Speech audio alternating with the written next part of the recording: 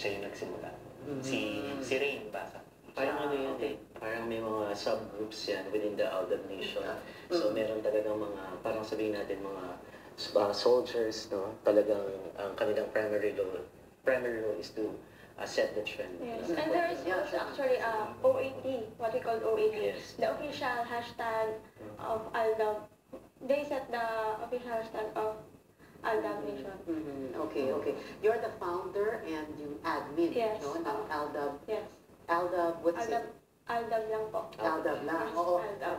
But you have 800,000 sa Facebook? Yes, And how as many followers? of 866,000 likers of the page, which is also connected to Twitter po. Yeah, yung Twitter, ilan ang followers?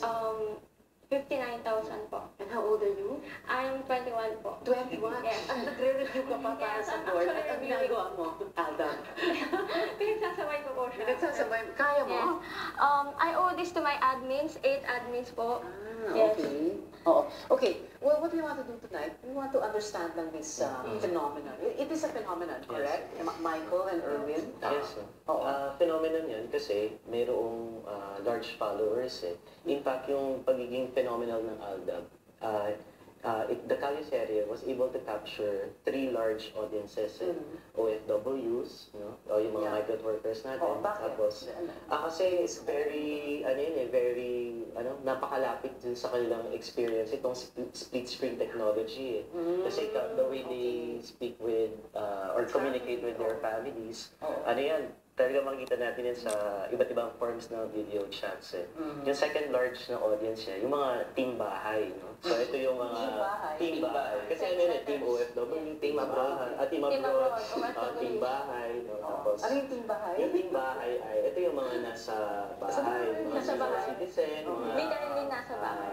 Ano yun, mga tapos na pumasok, mga kasambahay, etc. Housewives. No? Tapos yung pangatlong large audience niya, syempre, ay yung team nasa, bukod sa team replay, yung mga millennials. No? So ito yung mga... Those born the years 77? Ito actually, pag millennials sa ito yung mga social media enthusiasts. Okay.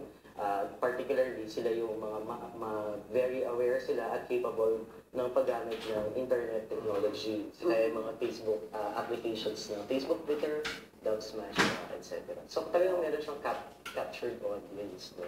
And malaking bahagi yung audience sa pag-invent at pag-reinvent ng mismong Aldab as a phenomenon. Social media. Social media, Oo. Sige, anyway, hindi man ito formal, para lang tayo nagkikinig sa tayo.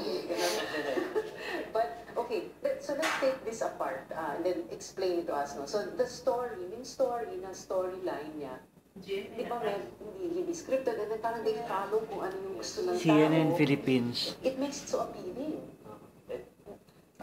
Kasi nag-interview ko ng mga fans. No? Kasi parang madalas yung analysis hindi tinitake. Wait a minute, you're also fans, right?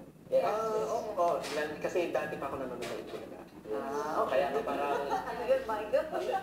Kasi parang sabi ko nga, parang ewan ng Itbulaga talaga na. Parang meron silang improvised na comedy na ginagawa sa ano. Yeah. Ngayon nga lang, nilagyan nila na story.